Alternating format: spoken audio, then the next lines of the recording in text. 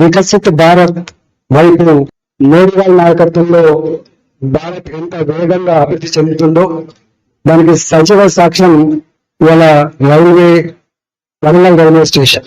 ఇక్కడ మాత్రమే కాకుండా ఎయిర్పోర్ట్లను కల్పించే పద్ధతులలో ఇన్ని నగరాలు చాలా ఫాస్ట్ గా విస్తరిస్తా ఉన్నాయి. రాష్ట్ర ప్రభుత్వాలు మాత్రమే కాకుండా కేంద్ర ప్రభుత్వం కూడా పెరుగుతున్న అవసరాలకు అనుగుణంగా ప్రపంచాన్ని కాంపిటేట్ చేసే పద్ధతులలో ఇంత శాస్త్ర విజ్ఞానం అభివృద్ధి చెందింది కాబట్టి ఇవాళ అమృత నగరాల పేరిట కావచ్చు, స్మార్ట్ సిటీల పేరిట కావచ్చు, రకరకాల పద్ధతులలో వేల కోట్ల రూపాయలు పంపు చేసి నగరాలను ఎట్లా అభివృద్ధి చేస్తున్నాం మనం చూస్తా ఉన్నాం. అందులో రైల్వేస్ జరుగుతున్నటువంటి ఈ వేగం దేశం మొత్తంలో నాకు తెలిసి స్వతంత్రం వచ్చినప్పటి నుంచి 2014 వరకు ఎంత అభివృద్ధి జరిగిందో ఈ 10-11 సంవత్సరాల కాలంలో అంత వేగంగా అభివృద్ధి చెందుతా ఉండడానికి సజీవ సాక్షిని చెల్లపల్లి రైల్వే టర్మినల్ 430 కోట్ల రూపాయలు, ఇవాళ Secunderabad railway station modern station 730 కోట్ల రూపాయలు, పశ్చిమ 450 కోట్ల రూపాయలు,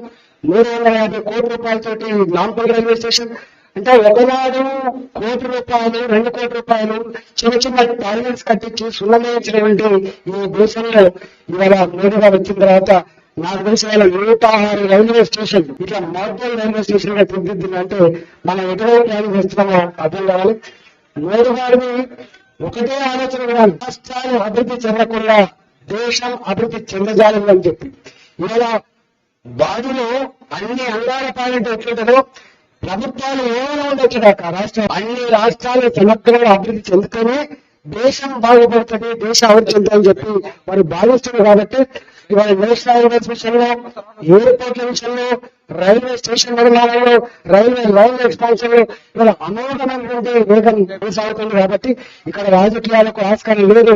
రాష్ట్ర ప్రభుత్వమైనా కేంద్ర ప్రభుత్వమైనా ప్రజల సమస్యల పరిష్కారం ఏదైనా పనిచేయాలి తప్ప ఇంకోటి కాదని చెప్పి నేను మనవి చేస్తూ ఇవాళ కేంద్ర ప్రభుత్వం ఖర్చు పెట్టే డబ్బైనా, రాష్ట్ర ప్రభుత్వం ఖర్చు పెట్టే డబ్బైనా ప్రజలు కట్టిన పనులు డబ్బుతో అభివృద్ధి జరుగుతూ ఉంది. కాబట్టి నేను అనేటువంటి కాన్సెప్ట్ కాకుండా దేశం మనం అనేటువంటి కాన్సెప్ట్ లో మరింత వేగంగా అభివృద్ధి జరగడానికి అందరం కలిసి పనిచేయాల్సిందిగా కోరుతూ ఇవాళ రైల్వే స్టేషన్ నా ప్రయాణికానికి అంకితం ఇచ్చే సందర్భంగా వరంగల్ ప్రజానికానికి శుభాకాంక్షలు తెలియజేస్తూ సెలవు తీసుకుంటాను.